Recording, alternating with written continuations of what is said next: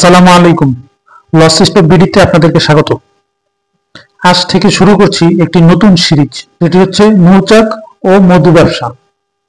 আজ থেকে আমরা মৌচাক ও মধু উৎপাদন ব্যবসা নিয়ে একটি নতুন সিরিজের আলোচনা শুরু করছি। তো দর্শক বন্ধুরা, মধু আমরা সবাই চিনি, শুধু খাবার হিসেবে নয়, বরং স্বাস্থ্য রক্ষায়, ওষুধে, এমনকি ধর্মীয় দিক থেকেও এর বিশেষ গুরুত্ব রয়েছে। বাংলাদেশে এখন মধুর চাহিদা দিন দিন বাড়ছে। শহর থেকে গ্রামে সব জায়গাতেই মানুষ মধু ব্যবহার করছে। দেশে প্রতি বছর 1000 টনের বেশি মধুর প্রয়োজন হয়।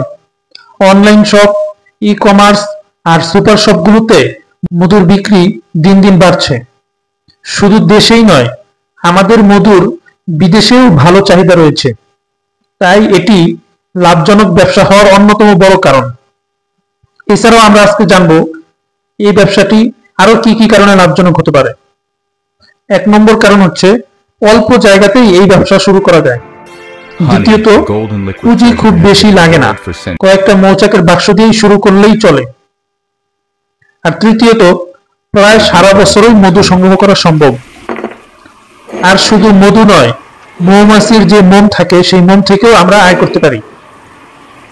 তবে বন্ধুরা, অনেকেই এই ব্যবসায় নেমে ক্ষতিগ্রস্ত হন, কারণ তারা জানেন না মৌমাছির সঠিক যত্ন কিভাবে করতে হয়, কখন মধু সংগ্রহ করতে হয়, কিভাবে মৌমাছির রোগবালাই থেকে মৌমাছিকে বাঁচাতে হয়, এবং সবচেয়ে বড় কথা, মধু কিভাবে বাজারজাত করতে হয় এর সঠিক কলা কৌশল।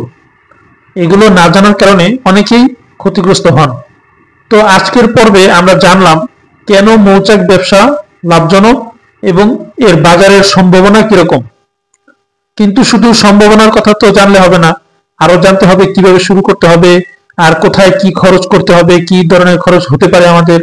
ইনশাল্লাহ পরবর্তী পর্বে আমরা আলোচনা করব মৌচাক ব্যবসা শুরু করার ধাপ ও খরচ বিশ্লেষণ।